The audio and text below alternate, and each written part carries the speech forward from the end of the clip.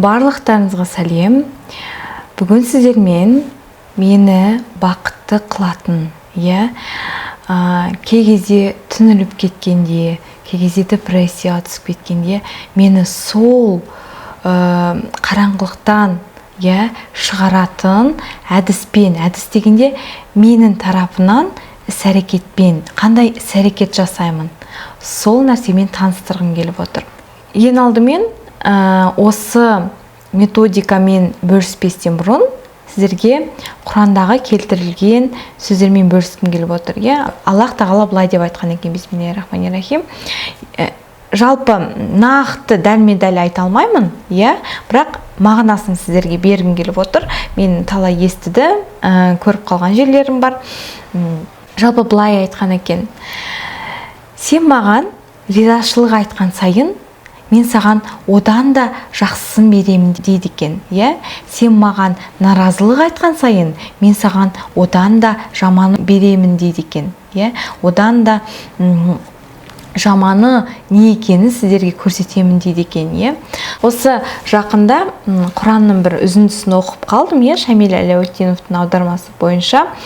Сол жерде Аллах тағала барлығын айтқан екен, маған сәждеге жығылыңдар деп. Сонда адамға, періштелерге және ағузубилляхқа айтқан болатын. Сонда адамдар жығылған кезде, періштелер жығылған кезде ағузубиллях айтады екен: мен жығылмаймын, мен олардан ақылдырақпын, мен оттан жаратылғанмын, ал мына адам болса ол балшықтан жаратылған деп жығылмай қояды екен. Сол кезде Аллах тағала айтады: онда мен сені, енді бір жерде қателесіп кетіп жатсам кешірім сұраймын, бірақ негізгі мағынасын беріп жатырмын.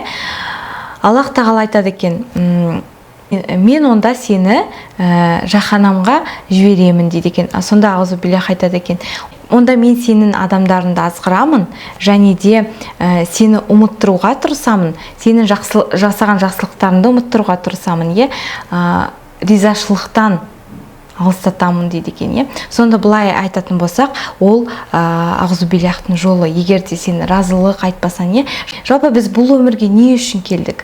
Бұл біз өмірге Аллах тағалаға мадақ айту үшін, рахмет айту үшін, құлшылық жасау үшін келдік. Бізге барлығын жасап қойған, тамақты адам үшін, жалпы жерден тамақ өсет, киім, барлығы адам үшін жасалған.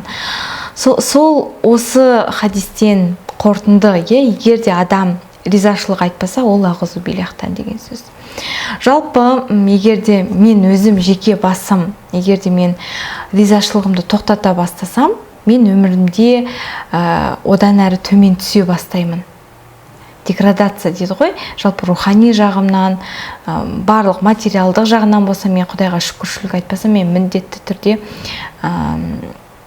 Құдайды ұмыт кетсем, шүкіршілік айтпасам, мен төмен түсе бастаймын. Егер де мен Аллах тағаланы есіме алып, барлық жасаған үшін шүкіршілік айта бастасам, өмірім одан әрі жақсара бастайды. Мысалға алатын болсақ, мен осыдан 1 жыл бұрын мені ата-анам Өскеменге шақырып алды. Алматыда не істейсің, жалғыз өзің Өскеменге қайт деп, жаңағы жұмысынан шықтым. Жақсы жұмысынан шығып, Өскеменге барсам, о жақта жұмыс жоқ, анау ұнамайды, мынау ұнамайды, өмірден түңіліп кеткем, әр нәрсеге наразылығымды білдіре берем. Ең соңында менде еш нәрсе жоқ, о жақта жұмыс та жоқ, ақшам да бітті, не тұратын квартирам да жоқ, туыстарым менде тұрып жатырмын. Енді ойлаймын да, мен қалай осындай дноға түсіп кеткенде, Құдайға шүкір, енді туыстарым менде тұрып жатырмын, бәрібір де бұрынғы өмірімнен қарағанда кішкене қиындау болды деп айтсақ болады. Ең соңында бір жұмыс табылды маған сол жерде, дегенмен мен қалайтын жұмыс емес болды. Сонда ішімде жібермей қойды. Мен болмай, ең соңында Алматыға кетіп қалдым.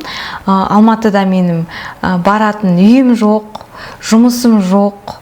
Ақшам менде біраз бар, бірақ дегенмен 1 айға ғана жететін ақшам бар. Сонымен алдымда Құдайға тәуекел дедім да Алматыға кет қалдым.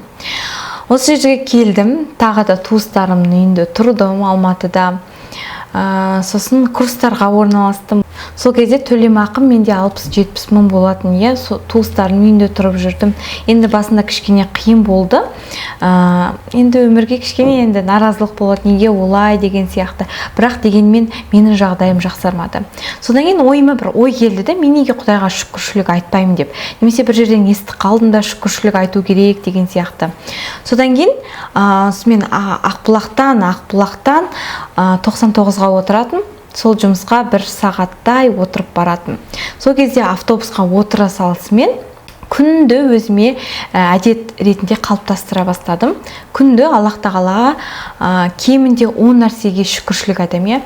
Мысалы, Аллах тағала рахмет, маған үстіп баспана бергенімде, өзімнің үйім болмаса да, бәрібірде мен далада жатқан жоқпын ғой, менің басында баспана бар, маған мен үстіп асырап жатқанына, тамақ ішіп жатырмын, Құдайға шүкір, жұмысым бар, қандай да жұмысым бар, жоқ емес, Құдайға шүкір, осы жұмысыма да шүкір деп, осылай жарты айма, 1 айма күнді Аллах тағалаға шүкіршілік айтып, үстіп әдетке айналдыра бастадым.